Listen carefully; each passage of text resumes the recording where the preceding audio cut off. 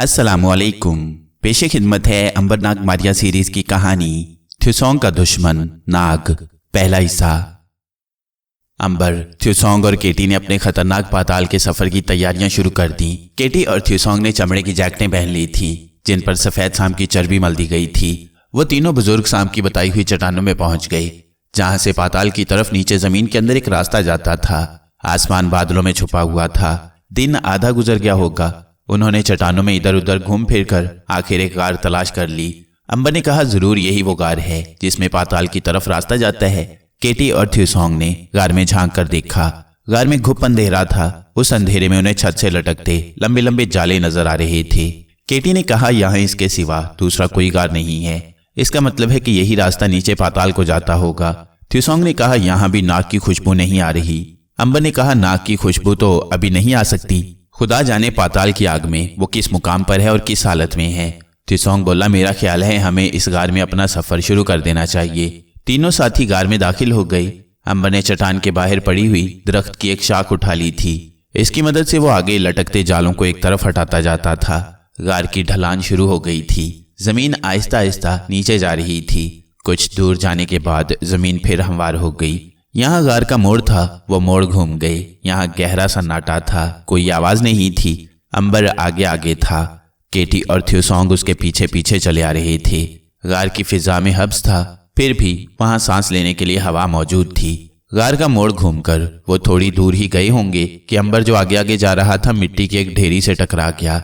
यहाँ इतनी तारीकी थी कि अंबर को ढेरी बिल्कुल करीब जाकर नजर आ सकी। ढेरी से टकराते ही उसके मुंह से आह की आवाज निकली। अंबर, थ्यूसोंग और केटी वहीं साकित से होकर रह गए। वह झुककर ढेरी को देखने लगे।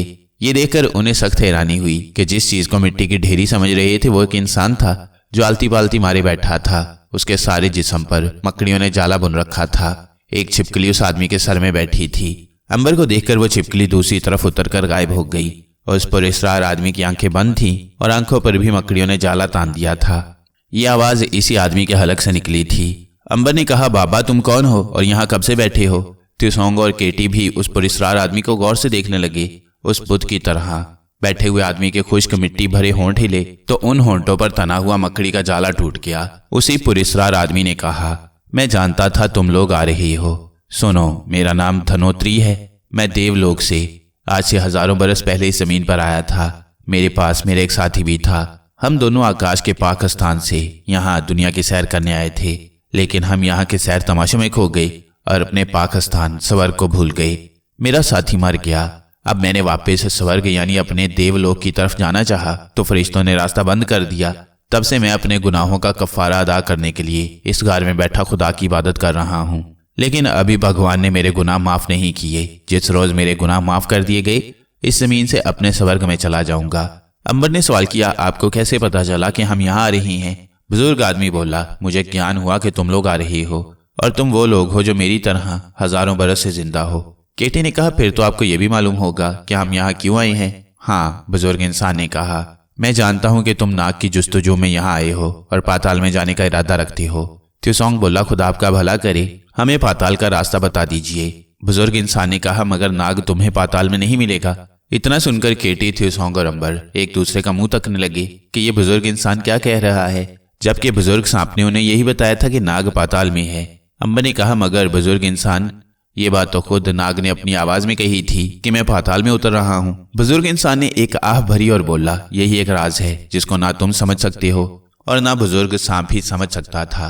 केटी ने कहा, खुदा के लिए हमें जल्दी बताइए कि वो राज क्या है। बुजुर्ग इंसान कहने लगा, जो आवाज तुमने सुनी थी और जिसको तुम नाग की आवाज समझे थे, वो नाग की आवाज नहीं थी बल्कि राजा भैरों के गुलाम कालू की आवाज थी, जो नाग की आवाज बनाकर बोला था ताकि तुमको गलत रास्ते पर डाले और तुम नाग को पाताल में ढूंढते ढूंढते खत्म हो जाओ। अंबर हैरानी के साथ कहने लगा, तो क्या नाग पाताल में नहीं है? बुजुर्ग इंसान ने कहा, नहीं, नाग वहां नहीं है। थ्यूसोंग ने सवाल किया, तो फिर वो कहाँ है और ये राजा भैरों कौन है? जाहिर है नाग इसी राजा भैरों के कब्जे में होगा। बुजुर्ग इंसान ने कहा, तुमने ठीक कहा, नाग राजा भैरों के कब्जे में है।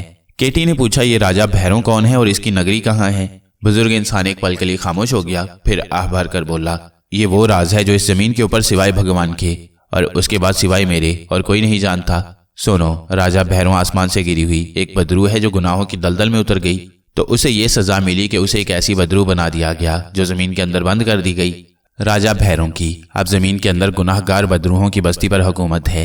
ये गुनाहगार बदरूहें मुख्तलिफ जानवरों की शक्ल में वहां रहती हैं। राजा भैरों उनका राजा है, उसके पास हर किस्म की बुरी ताकत है। अंबर ने पूछा, क्या वो जादूगर भी है? बुजुर्ग इंसान ने कहा, जादू उसके सामने कोई हकीकत नहीं रखता। राजा भैरों को एक अरसे से नाग देवता की तलाश थी, इसलिए उसने अपनी एक बदरू की मदद से केटी पर कब्जा किया। उसे मालूम था कि नाग देवता एक रोज वहां पहुंचकर केटी का आसेब अपने साथ ले लेगा। चुनाचे ऐसा ही हुआ। नाग ने केटी के लिए कुर्बानी दी और वो राजा भैरों के कब्जे में चला गया। ये हैरत अंगेज कहानी सुनकर अंबर, थ्यूसोंग और केटी दंग होकर रह गए। यहाँ मामला ही उलट गया था। कहाँ वो पाताल में जाने की तैयारियां कर रहे थे और कहाँ अब उन्हें ये मालूम हुआ कि नाग तो राजा भैरों की जमीन दोज पुरिसरार बस्ती में कैद है। अंबर ने बुजुर्ग इंसान से पूछा कि क्या वो उन्हें राजा भैरों की जमीन दोज पुरिसरार बस्ती का पता बता सकता है। बुजुर्ग इंसान बोला, यही बताने के लिए मुझे ऊपर से हुक्म हुआ है और मैं इसीलिए तुम्हारा इंतजार कर रहा था। मेरी बात गौर से सुनो। इस गार में तुम आगे चलते जाओगे तो 200 कदम चलने के बाद तुम्हें पत्थर की सीढ़ियां नीचे अंधेरे में जाती नजर आएंगी। तुम ये सीढ़ियां उतर जाना। जहां सीढ़ियां खत्म होंगी वहां तुम्हें आगे आग के शोले दिखाई देंगे। तुम उन शोलों में से गुजर जाना। मैं जानता हूं आग तुम पर असर नहीं करेगी। जब आग खत्म हो जाएगी तो आगे एक पत्थर का मेहराबी दरवाजा आएगा। वहां से राजा भैरों की जमीन दोज खुफिया बस्ती शुरू होती है। हो सकता है वहां पहरे पर कोई आसेबी रूह किसी जानवर की शक्ल में मौजूद हो। यहाँ से तुम्हें उन बदरूहों का खुद ही मुकाबला करना होगा। केटी ने कहा, लेकिन हम उनका मुकाबला कैसे कर सकेंगे? उनके पास तो जादू भी होगा। बुजुर्ग इंसान ने कहा, मेरे पाँव के नीचे से थोड़ी सी मिट्टी निकालकर तुम तीनों उसे थोड़ी थोड़ी अपने सर पर डाल लो। इससे तुम्हें यह फायदा होगा कि राजा भैरों की बस्ती में तुम पर जादू का असर नहीं हो सकेगा। मैं तुम्हारी इतनी ही मदद कर सकता हूँ। अंबर ने बुजुर्ग इंसान के पाँव के नीचे से मुट्ठी भर मिट्टी उठाई और थोड़ी केटी के सर पर और थोड़ी थोड़ी अपने और थ्यूसोंग के सर में डाल दी। फिर उसने बुजुर्ग इंसान का शुक्रिया अदा किया और उसे वहीं छोड़कर गार में आगे रवाना हो गई। अंबर ने केटी और थ्यूसोंग से कहा, अगर हमें यह बुजुर्ग इंसान ना मिलता तो हम तो भटकते रहते और नाग के पास कभी नहीं पहुंच सकते थे। केटी बोली, ये हमारी खुशकिस्मती है कि हमें यह बुजुर्ग इंसान मिल गया।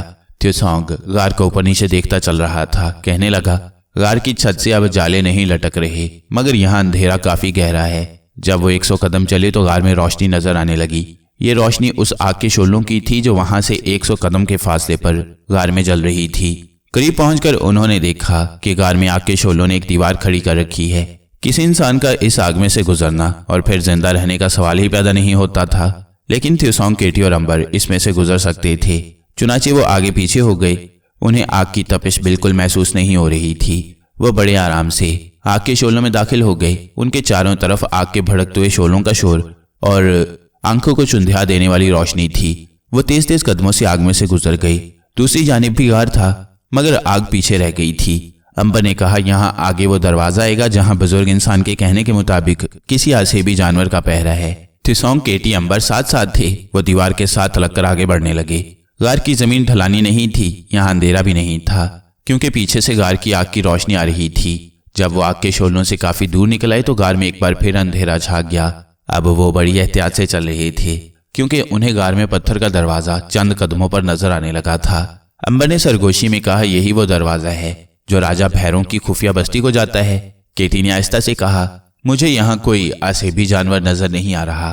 थ्यूसोंग धीमी आवाज में बोला, हो सकता है ये आसेबी पहरेदार कहीं छुपा हुआ हो और हमें देख रहा हो। ये अल्फाज अभी थ्यूसोंग के मुंह ही में थे कि उन्हें लंबे गहरी सांस की आवाज सुनाई दी। अंबर, केटी और थ्यूसोंग जल्दी से दीवार के साथ लग गए। वो अंधेरे में आंखें खोले दरवाजे की तरफ देख रहे थे। उन्हें दरवाजे में एक अजीबोगरीब चीज नजर आई। ये एक इंसानी कद के बराबर छिपकली थी, जिसका निचला सारा धड़ छिपकली का था, मगर सर औरत का था। इस औरत की आंखें जर्द थीं और सर पर बाल कांटेदार झाड़ियों की तरह खड़े थे। उसका मुंह खुला था और जब वो सांस लेती तो जबरदस्त शूकर की आवाज सुनाई देती थी। छिपकली औरत ने शायद उन्हें देख लिया था। वो जमीन पर रेंगती हुई उस तरफ बढ़ने लगी जहां अंबर, केटी और थ्यूसोंग छुपे हुए थे। अंबर ने सरगोशी में थ्यूसोंग से कहा, थ्यूसोंग, इसे काबू में करो। ये सुनते ही थ्यूसोंग जमीन पर लेट गया और छिपकली औरत की तरफ रेंगने लगा। वो दीवार के साथ साथ होकर रेंग रहा था। छिपकली औरत ने थ्यूसोंग को देखते ही एक भयानक चीख की आवाज निकाली और उस पर अपना पंजा मारा। थ्यूसोंग पहले ही से होशियार था। वो तड़पकर एक तरफ हो गया और फिर उछलकर छिपकली के ऊपर गिरा और उसकी गर्दन पर अपनी उंगली रख दी। उंगली के लगते ही छिपकली औरत अंबर और केटी की नजरों से गायब हो गई। मगर वो गायब नहीं हुई थी, बल्कि इतनी छोटी हो गई थी कि उन्हें अंधेरे में जमीन पर नजर नहीं आ रही थी। त्सोंग उसे देख रहा था। उसने छिपकली औरत को दुम से पकड़कर उठाया और अंबर के पास आकर बोला, इसका क्या करें? अंबर ने कहा, इसे यहीं पत्थर के नीचे कहीं दबा दो, हमें आगे जाना है। त्सोंग ने एक पत्थर को उखाड़ा, नीचे छोटे से गड्ढे में छिपकली औरत को झटक कर फेंका और ऊपर भारी पत्थर रख दिया। पत्थर के नीचे से छिपकली औरत की कमजोर चीखें अभी तक सुनाई दे रही थीं। अंबर बोला, जल्दी से आगे चलो, और वो तीनों गार के दरवाजे में से गुजर गए। अब वो जल्दी जल्दी चल रहे थे क्योंकि उनके सामने गार दूर तक सुनसान पड़ा था। ज्यों ज्यों वो गार में आगे बढ़ रहे थे, वहां रोशनी होना शुरू हो गई थी। ये रोशनी फीकी, धुंधली और जर्द रंग की थी। केटी ने सरगोशी में कहा, यह किस किस्म की रोशनी है? त्सोंग बोला, मेरा ख्याल है कि राजा भैरों की जमींदोज खुफिया बस्ती आ रही है, ये उसी की रोशनी है। अंबर ने कहा, हमें अब एहतियात से काम लेना होगा क्योंकि हो सकता है आगे कदम कदम पर पहरा हो। त्सोंग ने कहा, हमें कुछ फासला रखकर चलना चाहिए ताकि अगर कोई एक किसी मुश्किल में गिरफ्तार हो जाए तो दूसरा उसकी मदद कर सके। ये ख्याल अंबर को पसंद आया। अब वो 5 कदम का फासला रखकर आगे बढ़ रहे थे। आगे आगे अंबर था। उनके खदशे के बरक्स रास्ते में उन्हें कोई आसेबी पहरेदार न मिला। वो गार की धुंधली जर्द रोशनी में आ गए थे। गार तारीख होने लगी। जब वो गार के आखिर में आए तो यहाँ एक गोल सुराख था जिसमें से एक आदमी आसानी से गुजर सकता था। जर्द फीकी धुंधली रोशनी उस सुराख में से आ रही थी। अंबर, त्सोंग और केटी उस सुराख के करीब आकर रुक गए। अंबर ने सुराख में से झांककर दूसरी तरफ देखा, फिर जल्दी से सर पीछे कर लिया और बोला, आगे तो एक अजीबोगरीब बस्ती नजर आ रही है। केटी और त्सोंग भी सुराख में से झांककर दूसरी तरफ देखने लगे। दूसरी जानिब एक वादी थी जिसकी शक्ल एक प्याले जैसी थी। उसके चारों तरफ ऊंचे ऊंचे स्याह पहाड़ थे। जर्द और धुंधली रोशनी में बस्ती के ऊपर को उठे हुए मंदिरों जैसे मीनार दिखाई दे रहे थे जिनके दरमियान तकोनी छतों वाले गार नुमा मकान बने हुए थे। किसी किसी मकान से धुएं की लकीर उठती हुई नजर आ रही थी। सारी बस्ती पर धुंध सी छाई थी। अंबर ने कहा, यकीनन यही राजा भैरों की खुफिया बस्ती है जहां गुनाहगार बदरूहों का ठिकाना है जो खुदा जाने किस मुश्किल में रह रही हैं। केटी बोली, नाग भी इसी बस्ती में होगा मगर उसकी खुशबू नहीं आ रही। अंबर और त्सोंग ने भी फिजा में सांस लेकर कहा कि नाग की खुशबू नहीं आ रही। अंबर ने इस ख्याल का इजहार किया कि चूंकि नाग किसी तिलिस्म के जेर असर है इसलिए उसकी खुशबू दब गई है। केटी खामोश थी। त्सोंग घूरकर बस्ती के मंदिरों के मीनारों और तकोनी छतों वाले पुरस्कार मकानों में से धुएं की लकीरों को उठते देख रहा था। अंबर ने कहा, मेरा ख्याल है हमें फौरन इस बस्ती में दाखिल होकर किसी जगह छुप जाना चाहिए ताकि हम इस बस्ती का जायजा ले सकें। त्सोंग कहने लगा, हो सकता है राजा भैरों को अपनी गैर मामूली ताकत के जरिए हमारी मौजूदगी का इल्म हो जाए। ऐसी सूरत में हम क्या करेंगे? अंबर ने कहा, हम क्या कर सकते हैं, मुकाबला करेंगे। बुजुर्ग इंसान की राख की वजह से उसका जादू हम पर असर नहीं करेगा। केटी कहने लगी, लेकिन वो हमें तिलिस्म में ना सही अपने आसेब में तो जकड़ सकता है। तिलिस्म और आसेब में बड़ा फर्क होता है और ये तो बुजुर्ग इंसान ने भी कह दिया था कि आगे तुम्हें खुद ही राजा भैरों के आसेब का मुकाबला करना होगा। त्सोंग बोला, हम मुकाबले के लिए तैयार हैं। मुकाबले के सिवा हमारे पास कोई चाराकार भी तो नहीं है। केटी कुछ सोचकर बोली, क्या किसी तरह से हम इन लोगों में शामिल नहीं हो सकते? मेरा मतलब है इनका भेष बदलकर इनके अंदर रहकर नाग का खोज लगाया जाए। अंबर ने कहा, इसका फैसला अभी नहीं किया जा सकता। जब तक हम इस बस्ती का जायजा नहीं ले लेते इस बारे में कुछ नहीं कहा जा सकता। त्सोंग ने कहा, अब हमें बस्ती में दाखिल हो जाना चाहिए। ये कहकर वो गार के सुराख में से दूसरी तरफ निकलकर पथरीली ढलान पर से गुजरते नीचे वादी आसेब के किनारे पर आ गए। एक अजीब बात यहाँ ये भी थी कि किसी जगह कोई दरख्त उगा हुआ नहीं था। जमीन पर घास भी नहीं थी। जगह जगह छोटे बड़े स्याह पत्थर बिखरे पड़े थे। आसमान बिल्कुल स्याह था। केटी ने सरगोशी में कहा, यहाँ कोई आसमान है भी कि नहीं? त्सोंग ने ऊपर देखा और गहरा सांस खींचकर बोला, मुझे खुले आसमान वाली फिजा की खुशबू नहीं आ रही। अंबर ने ऊपर निगाह की और बोला, मुझे लगता है कि हमारे ऊपर आसमान की जगह किसी बहुत बड़े पहाड़ की छत बनी हुई है। हम वाकई जमीन के नीचे आ गए हैं। वह छुपने के लिए कोई ठिकाना ढूंढने लगे। जर्द धुंधली रोशनी इतनी कम थी कि चंद गज के फासले पर कोई उन्हें नहीं देख सकता था। अगरचे वो अपनी गैर मामूली ताकत की वजह से सब कुछ देख रहे थे। वो प्याला नुमा आसेबी बस्ती के किनारे किनारे फूंक फूंक कर कदम उठाते चल रहे थे ताकि उनके कदमों तले पत्थरों की आवाज पैदा ना हो। उन्हें अभी तक वहां कोई इंसान या इंसानुमा जानवर नजर नहीं आया था। कहीं ये बस्ती वीरान तो नहीं है? केटी ने कहा। अंबर बोला, अगर वीरान होती तो मकानों से कहीं कहीं धुआं उठता दिखाई न देता। त्सोंग ने आहिस्ते से कहा, और फिर बुजुर्ग इंसान हमें बता देता कि बस्ती वीरान है। हमें बड़ी एहतियात की जरूरत है। मेरा ख्याल है हमें बातें करना बंद कर देना चाहिए। वो खामोश हो गए और अब वो झुककर चल रहे थे। आगे एक छोटी सी खड्ड आ गई। उस खड्ड के अंदर एक सूखा नाला सा बह रहा था। उसमें पानी बिल्कुल नहीं था। तीनों दोस्त उस खड्ड में उतर गए। वो खड्ड में चलने लगे। खड्ड आगे जाकर बाएं जानिब घूम गई। आगे ये खड्ड खत्म हो गई। वो थोड़ी सी चढ़ाई चढ़कर खड्ड के ऊपर आए तो देखा कि एक तरफ तिकोनी छत वाला मकान बना हुआ था। उस मकान से धुएं की पतली लकीर उठ रही थी। अंबर ने कहा, थ्यूसोंग, क्या ख्याल है? तुम आगे जाकर मालूम करोगे कि इस छोटी सी तिकोनी कोठरी में क्या है? थ्यूसोंग ने सरगोशी में कहा, मैं जाता हूँ, मगर तुम लोग यहाँ से हरगिज बाहर मत निकलना। ये कहकर थ्यूसोंग जमीन पर औंधे मुंह लेट गया और रेंगता हुआ तिकोनी पुरस्कार मकान की तरफ बढ़ा। जर्द धुंध में उसने देखा कि एक कोठरी है जिसका कोई दरवाजा नहीं है। दरवाजे की जगह एक चौकोर शगाफ बना हुआ था। थ्यूसोंग पहलू की तरफ से रेंगता शगाफ के पास आकर जमीन पर साकित हो गया। वो हमातन गोश होकर यह सुनना चाहता था कि अंदर से किसी के बातें करने की आवाज तो नहीं आ रही, मगर ऐसा नहीं था। वो रेंगकर शगाफ के करीब हो गया। अब उसे अंदर से ऐसी आवाज आती सुनाई दी जैसे चूल्हे में लकड़ियां जल रही हों। कोठरी के अंदर से किसी वक्त शोले की रोशनी नजर आ जाती थी। थ्यूसोंग आहिस्ता आहिस्ता रेंगता चला गया और फिर उसने अपना सर शगाफ के अंदर डालकर देखा। कोठरी के दरमियान में एक जगह आग जल रही थी, मगर कोठरी खाली पड़ी थी, वहां कोई नहीं था। थ्यूसोंग बड़ी एहतियात से उठा और झुका झुका अंदर दाखिल हो गया। कोठरी की तिकोनी छत में एक गोल सुराख था। आग का धुआं उसी सुराख में से बाहर निकल रहा था। थ्यूसोंग आग के करीब गया। ये देखकर वो धक से रह गया कि जमीन पर आग में एक इंसान का चेहरा जल रहा था। अजीब और डरावनी बात यह थी कि चेहरा अभी तक जिंदा था। उसकी आंखें खुली थीं और होंठ आग के शोले में आहिस्ता आहिस्ता हिल रहे थे। दूसरी अजीब बात यह थी कि उस जलते हुए चेहरे पर किसी तकलीफ या करब के आसार नहीं थे। थ्यूसोंग को बाहर से कुछ आवाजें करीब आती सुनाई दी। वो तेजी से शगाफ से निकलकर जमीन पर लेट गया। उसने देखा कि बाएं जानिब एक वीरान रास्ते पर कुछ साए कोठरी की तरफ बढ़ रहे थे।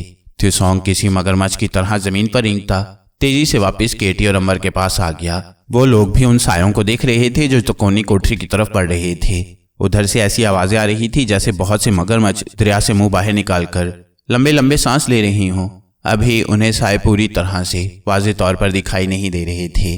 थ्यूसोंग ने अंबर और केटी को बताया कि तिकोनी कोठरी में आग में एक जिंदा इंसान का सर जल रहा है। अंबर और केटी ये सुनकर खुली हुई आंखों से थ्यूसोंग की तरफ तकने लगे। क्या वो किसी आसिफ का सर था? केटी ने पूछा। थ्यूसोंग ने कहा, कुछ नहीं कहा जा सकता। वैसे जलने वाले सर के चेहरे पर तकलीफ के असरात बिल्कुल नहीं थे। अंबर बोला, उधर देखो, ये क्या लोग हैं? तीनों की निगाहें वीरान रास्ते पर चले आते सायों पर जम गई। अब ये साए जर्द धुंध में उन्हें साफ नजर आने लगे थे। ये अजीब शक्लों और अजीब जिस्म वाले 4 इंसान थे जिनको इंसान भी नहीं कहा जा सकता था। ये स्याह रंग के 4 गोल फूले हुए पेट वाले गुब्बारे से थे जिनके ऊपर छोटे छोटे इंसानी सर लगे थे। फूले हुए गुब्बारे जैसे पेट के नीचे नन्हे नन्हे पांव लगे थे। उनके सर के बाल कांटोदार टहनियों की तरह ऊपर को उठे हुए थे। उनकी आंखें जर्द थीं और चमक रही थीं। उनके हलक से लंबी लंबी फुंकारों की आवाजें निकल रही थीं। उनका रुख तिकोनी कोठरी की तरफ था। केटी कुछ कहने ही वाली थी कि अंबर ने उसके होंठों पर हाथ रख दिया और आहिस्ता से शी कहकर उसे खामोश रहने की हदायत की। अंबर, केटी और थ्यूसोंग खड्ड की ढलान पर किनारे की तरफ बाहर सर निकाले लेटे थे। खड्ड के किनारों में से सिर्फ उनके सर ही बाहर थे। चारों डरावने आदमी अपने छोटे छोटे बाजू आगे पीछे करते कोठरी की तरफ आहिस्ता आहिस्ता बढ़े चले आ रहे थे। अब अंबर, केटी और थ्यूसोंग को उन अजीब डरावने आदमियों के हाथों में पकड़ी हुई छोटी छोटी छुरियां नजर आने लगी। अंबर ने थ्यूसोंग के कान में आहिस्ता से सरगोशी की। तुम छुरियां देख रहे हो? हूँ, थ्यूसोंग ने आहिस्ता से कहा और अंबर का हाथ दबाकर उसे खामोश रहने का इशारा किया। चारों डरावने आदमी हाथों में छुरियां पकड़े कोठरी के अंदर दाखिल हो गए। कुछ लम्हे बिल्कुल खामोशी रही। इसके बाद कोठरी के अंदर से एक भयानक चीख की आवाज बुलंद हुई। ये चीख इस कदर खौफनाक थी कि केटी के मुंह से भी चीख निकलते निकलते रह गई और उसने अपने मुंह पर दोनों हाथ रख दिए। अंबर और थ्यूसोंग भी उस चीख की आवाज से अपनी जगह से हिल गए। भयानक, भयानक, केटी ने सहमी हुई सरगोशी में कहा। अंबर, थ्यूसोंग चुप थे और फटी फटी आंखों से कोठरी के शगाफ की तरफ देख रहे थे।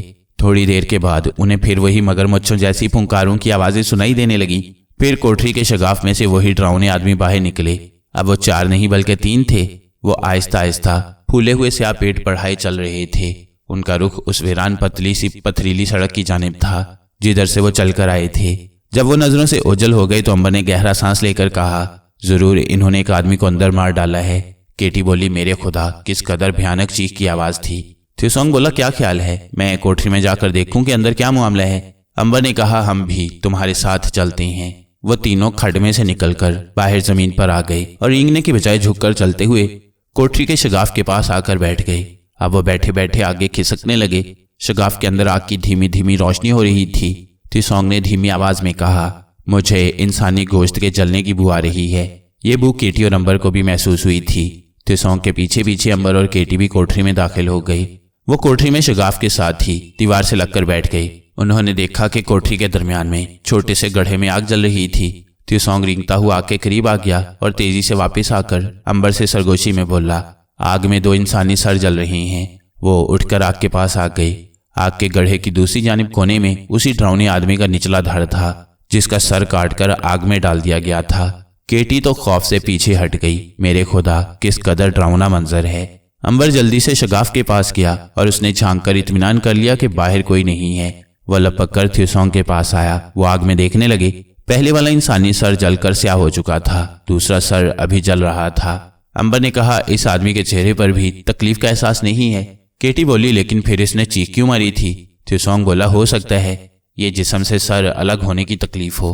अंबर कहने लगा, यहाँ हर चीज पुरस्कार और समझ में ना आने वाली है। सवाल यह है कि क्या बाकी जिन कोठरियों से धुएं की लकीरें उठ रही हैं, क्या वहां भी इंसानी सर जल रहे होंगे?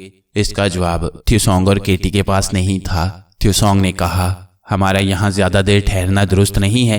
हो सकता है वो लोग फिर कहीं से निकल आए। केटी, अंबर और त्सोंग पुरस्कार कोठरी से बाहर निकल आई। उन्होंने महसूस किया कि जर्द धुंधली रोशनी कम होने लगी है। केटी बोली, कहीं इस आसेबी बस्ती की रात तो नहीं होने वाली? रोशनी कम हो रही है। ऐसा ही लगता है, अंबर ने कहा, मगर सवाल यह है कि यह जर्द रोशनी किस चीज की है?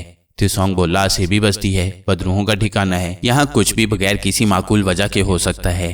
अंबर कहने लगा, ये बात समझ में नहीं आती कि इन लोगों ने नाक को कहाँ रखा होगा और किस शक्ल में उसे रखा होगा। अगर उसकी भी शक्ल और याददाश्त बदल चुकी होगी तो हमारे लिए बड़ी मुश्किल पैदा हो जाएगी। कुछ कहा नहीं जा सकता अभी। केटी बोली। वो कोठरी से निकलकर चलते हुए वापस उसी खड्ड के अंदर आ गए। वो इस तरह पत्थरों के दरमियान बैठे थे कि उन्हें बस्ती के मीनार और तकोनी छतों वाले मकान साफ नजर आ रहे थे, मगर रोशनी कम होने से अब उनके खाकी अंधेरे में डूबते चले जा रहे थे। अंबर ने कहा, ये मीनार किस चीज के हैं? केटी कहने लगी, हमें इस बस्ती के बारे में यहाँ बैठे बैठे कुछ भी पता नहीं लग सकता। हमें चाहिए कि हम में से कोई बस्ती के अंदर जाकर मालूम करने की कोशिश करे कि ये सब कुछ क्या है और राजा भैरों का महल या मकान कहाँ है और उन लोगों ने नाग के साथ क्या सलूक किया है। अंबर ने कहा, हम में से किसी अकेले आदमी का इस पुरस्कार और खतरनाक बस्ती में जाना भी खतरे की बात है। रात हो लेने दो, जब अंधेरा हो जाएगा तो फिर सोचेंगे। त्सोंग मीनारों की तरफ गौर से देख रहा था। ये बस्ती के मकानों के दरमियान से कहीं कहीं से निकले हुए थे। उसने जैसे अपने आप से सवाल किया, इन मीनारों के अंदर क्या हो सकता है?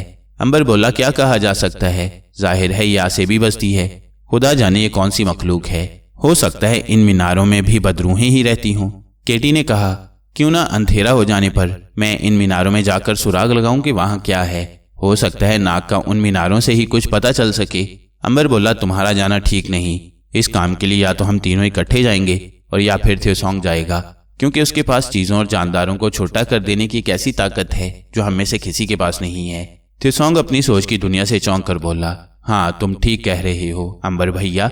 यही मुनासिब रहेगा कि अंधेरा होने पर मैं इस बस्ती में दाखिल होकर सुराग रसानी करने की कोशिश करूं और मैं अपने आप को छोटा करके जाऊंगा। इसी तरह वहां अगर कोई होगा तो मुझे आसानी से न देख सकेगा। अंबर ने त्सोंग की ड्यूटी लगा तो दी थी, मगर अंदर से वो भी फिक्रमंद था। कहने लगा, कहीं तुम किसी मुसीबत में न फंस जाओ, क्योंकि ये लोग आम इंसान नहीं हैं। ये आसेबी बदरूहें हैं और हमें बताया गया है कि राजा भैरों बहुत बड़ा जादूगर भी है। त्सोंग ने कहा, यह खतरा तो मोल लेना ही पड़ेगा अंबर, और तुम दोनों में से इस वक्त सिर्फ मैं इस पोजीशन में हूं कि यह खतरा मोल ले सकूं। केटी कहने लगी, ये राजा भैरों भी कोई बदरू है क्या? अंबर बोला, अभी तक कुछ नहीं कहा जा सकता। बहरहाल हम आसेबी बदरूहों की बस्ती में जरूर हैं, क्योंकि ये जमीन के नीचे की आबादी है और हमारे ऊपर आसमान की बजाय किसी बहुत वसी और कुशादा पहाड़ की छत है। त्सोंग ने आसमान की तरफ निगाह उठाई और बोला, रात हो रही है और अभी तक आसमान पर कोई छोटा सा तारा भी दिखाई नहीं दिया। इससे साबित होता है कि यह छत है। स्याही फैलती जा रही थी, धुंधली जर्द रोशनी गायब हो रही थी। वो तीनों खड्ड के अंदर छुपे बैठे थे। जब चारों तरफ अंधेरा छा गया तो अंबर ने कहा, कहीं किसी जगह कोई चिराग रोशन नहीं हुआ? केटी ने कहा, ये बदरूहें हैं, आसेब है, और आसेब रोशनी से खौफ खाता है। वो अंधेरे में रहना ज्यादा पसंद करता है। त्सोंग ने खामोश, सुनसान और तारीक बस्ती पर निगाह डाली और बोला, मेरा ख्याल है मुझे अपनी सुराग रसानी का आगाज कर देना चाहिए। तुम लोग इसी खड्ड में छुपे रहना जब तक मैं वापस ना आऊं। यहाँ से कहीं मत जाना। अगर मुझे देर हो गई तो समझ लेना कि मैं किसी मुश्किल में फंस गया हूँ। फिर तुम कोई दूसरा कदम उठा सकते हो। केटी और अंबर खामोशी से थ्यूसोंग का मुंह तकने लगे। वो उसे रोक भी नहीं सकते थे क्योंकि उस वक्त सिर्फ थ्यूसोंग ही कुछ सुराग लगाने की पोजीशन में था। थ्यूसोंग ने अंबर और केटी को खुदा हाफिज कहा और खड्ड में से आहिस्ता से बाहर निकल आया। उसने अपना रुख बस्ती के कोने वाले मीनार की तरफ कर दिया। गुप्त अंधेरे में अंबर और केटी को वो कुछ दूर तक जाता नजर आया और फिर उनकी नजरों से ओझल हो गया। केटी ने कहा, खुदा थ्यूसोंग की हिफाजत करे। हैरानी की बात है कि इस बस्ती में किसी तरफ से कोई आवाज नहीं आ रही। अंबर बोला, ये इंसानों की नहीं, आज से भी बदरूहों की बस्ती है। बल्कि अगर मैं ये कहूं कि हमें कुछ मालूम नहीं कि ये फूले हुए पेट और खरबूजों जैसे सरों वाली गोल मटोल सियाफाम मखलूक कहाँ की रहने वाली है तो ज्यादा बेहतर होगा। बहरहाल हमें थ्यूसोंग का इसी जगह बैठकर इंतजार करना होगा। अंबर और केटी खड्ड के निशेब में एक जगह पत्थरों में जगह बनाकर बैठ गए। वैसी हालत में थे कि जरा सा सर उठाकर बस्ती को देख सकते थे। दूसरी तरफ थ्यूसोंग तो कोनी छत वाली कोठरी के पीछे से होकर गुजरता हुआ जब मीनार के करीब पहुंचा तो उसे दो पत्थरों के दरमियान एक तंग रास्ता दिखाई दिया। ये रास्ता मीनार को जाता था। थ्यूसोंग एक लम्हे के लिए रुककर गौर से देखने लगा। अंधेरे में उसे एक बहुत बड़ा साया दाएं बाएं हरकत करता नजर आया। ये क्या हो सकता है? थ्यूसोंग को साए का पूरा जिस्म नजर नहीं आ रहा था। उसने सोचा कि अब उसे अपने आप को छोटा कर लेना चाहिए। फिर ख्याल आया कि छोटा बन जाने से उसकी कारकर्दगी में फर्क आ जाएगा। अभी इसकी जरूरत नहीं है। उसे दूसरी तरफ से पत्थरों के पास जाकर देखना चाहिए कि ये साया किस चीज का है। थ्यूसोंग झुककर चलता दोनों बड़े पत्थरों में से एक पत्थर के अकब में आकर गौर से देखने लगा। अब उसे वो साया साफ नजर आने लगा था। ये साया नहीं बल्कि एक बहुत बड़ा तेंदुआ था जिसका सर इंसान का था मगर जिस्म तेंदुए का था। और उसके कितने ही बाजू थे।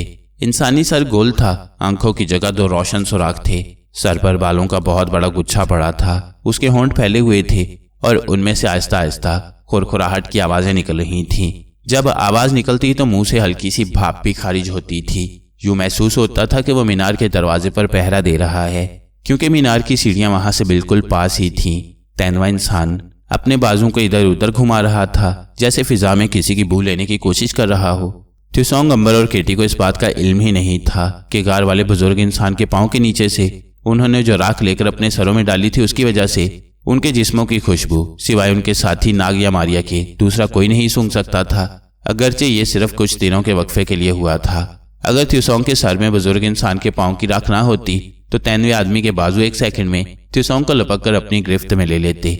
बाद में चाहे थ्यूसोंग उनके शिकंजे से निकल आता मगर एक बार तो उसे मुसीबत जरूर पड़ जाती।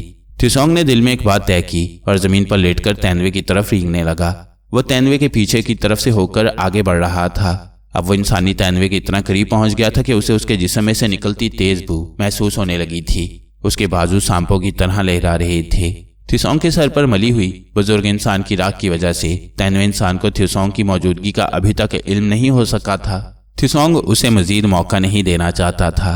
उसने अपना सीधा हाथ आगे बढ़ाया। तेंदुए आदमी का एक बाजू जब सांप की तरह लहराता हुआ थ्यूसोंग के हाथ के बिल्कुल करीब आया तो थ्यूसोंग ने उसे अपनी सीधी उंगली से छू दिया। तेंदुआ आदमी छोटी मकड़ी जितना हो गया। थ्यूसोंग ने फौरन उसे उठाकर अपनी मुट्ठी में बंद कर लिया और पीछे ले आया।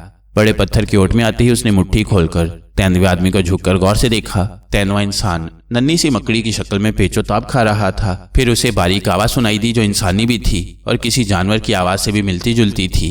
ये हल्की हल्की चीखें थीं। थ्यूसोंग समझ गया कि यह तेंदुआ आदमी दहशत ज़दा नहीं है बल्कि सख्त तकलीफ में है। उसने उसके नन्हे नन्हे बाजों को उंगलियों से पकड़कर एक दूसरे से इस तरह बांध दिया कि वो अलग नहीं हो सकते थे। इंसानी सर वाले नन्हे से मकड़ी नुमा तेंदुए की चीख निकल गई। वह सख्त अजियत में पुकारा, सामरी के बेटे, मैं तेरा मुजरिम नहीं हूँ। थ्यूसोंग हैरान हुआ क्योंकि यह आवाज़ इंसानी जुबान में इंसानी तेंदुए ने निकाली थी। उसने फौरन सोचा कि जरूर यहाँ सामरी के बेटे का कोई दुश्मन रहता है जिसका इन लोगों पर खौफ छाया है, या इन्हें मालूम था कि सामरी का बेटा इनसे किसी शय का इंतकाम लेने आएगा। थ्यूसोंग ने उसी जुबान में कहा, मैं सामरी का बेटा हूँ।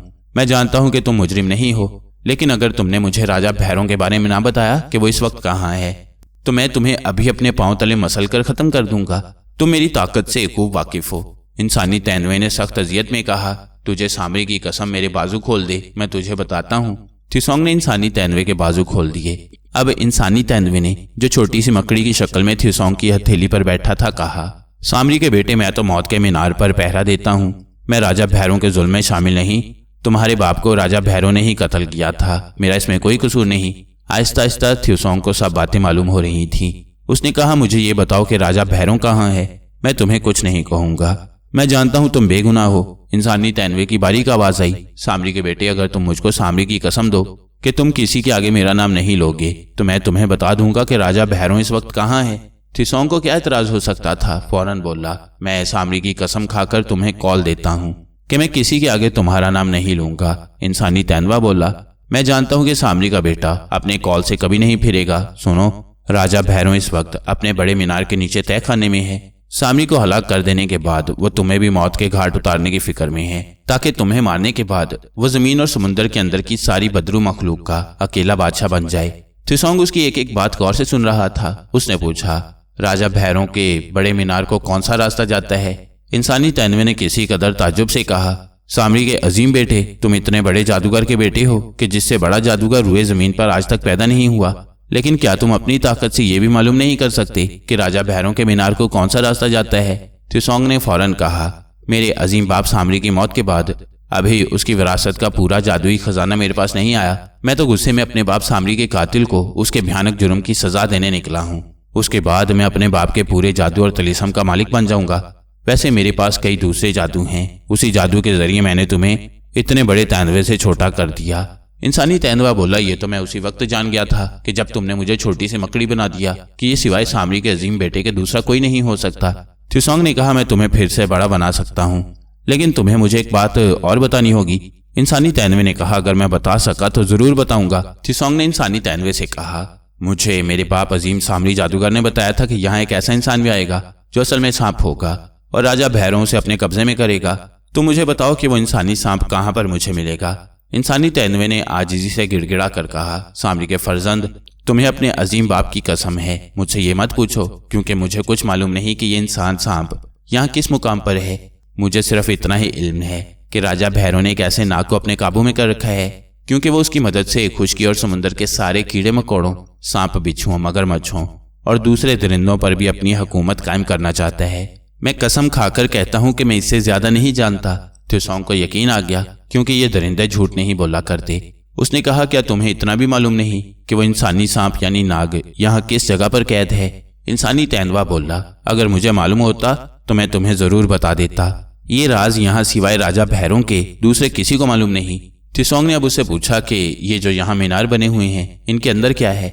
इसके जवाब में इंसानी तैनवा बोला, अजीम सामरी के फर्जंद, इन मीनारों में राजा भैरों बाहर से पकड़ कर लाए गए ऐसे आदमी और औरतों की कुर्बानी करता है जो बदरूहों से डरकर बेहोश हो जाती हैं। उनको इन मीनारों में आग में डालकर जिंदा भून दिया जाता है। थिसोंग के रोंगटे खड़े हो गए। इंसानी तैनवा कहने लगा, अजीम सामरी के बेटे, अब मुझे इस अजाब से निजात दिलाओ। मैं कसम खाता हूँ कि सारी जिंदगी तुम्हारा वफादार रहूंगा। थिसोंग ने दूसरी बार उंगली से उसे छुआ तो वह फिर से अपने पूरे कद का हो गया। उसके हलक से फिर वही हल्की हल्की खुरखुराहट की आवाज और होंठों से भाप निकलने लगी। थिसोंग ने कहा, अब मैं जालिम राजा भैरों का मुकाबला करने जाता हूँ। खबरदार, अगर तुमने मेरे बारे में किसी को भी कुछ बताया तो मैं वहीं से तुम पर तिलिस्म फूंक कर मकड़ी से भी छोटा बना दूंगा। इंसानी तैनवे ने अपना सर थिसोंग के आगे झुका दिया और बोला, मेरे आका, मुझे अपना वफादार गुलाम समझो। मैं किसी के आगे तुम्हारा जिक्र तक नहीं करूंगा। इसके बाद इंसानी तैनवे ने थिसोंग से भी वादा लिया कि वो उसका जिक्र राजा भैरों से बिल्कुल नहीं करेगा, कि उसने उसे राजा भैरों के खुफिया तहखाने के बारे में सुराग दिया था। थिसोंग ने एक बार फिर वादा कर लिया और राजा भैरों के बड़े मीनार का पता पूछकर चट्टानों के दरमियान से गुजरकर आसेबी बस्ती के बड़े मीनार की तरफ चल पड़ा। ये मालूम करके थिसोंग को बड़ा इत्मीनान हुआ था कि यहाँ की मखलूक उनके जिस्मों की बू नहीं पा सकती। बड़ा मीनार आसेबी बस्ती की वीरान सड़कों के आखिरी किनारे पर एक गोल छोटे से टीले के ऊपर बना हुआ था। उस टीले के ऊपर थिसोंग को ऐसी बड़े साइज की छिपकलियां बिल्कुल सीधी खड़ी नजर आईं, जिनके सर डरावने इंसानों के थे। थिसोंग को अब छोटा बनकर वहां जाने की जरूरत थी। चुनाचे उसने अपने जिस्म को उंगली से छूकर खुद को छोटा बनाया और पत्थरों के बीच में से गुजरता बड़े मीनार के उस मुकाम पर आ गया जहां मगरमच्छों जितनी बड़ी बड़ी छिपकलियां अपनी दुमों पर खड़ी इधर उधर चल फिरकर पहरा दे रही थीं। उनके सर इंसानों के थे, आंखें जर्द सुराखों जैसी और कांटेदार शाखों जैसे बाल। वहां अंधेरा था। थिसोंग इतना छोटा था कि उसे आसानी से कोई भी नहीं देख सकता था। वह छोटे छोटे पत्थरों के बीच में से मीनार के दरवाजे की तरफ बढ़ा, जहां दो बड़ी छिपकलियां सीधी खड़ी पहरा दे रही थीं।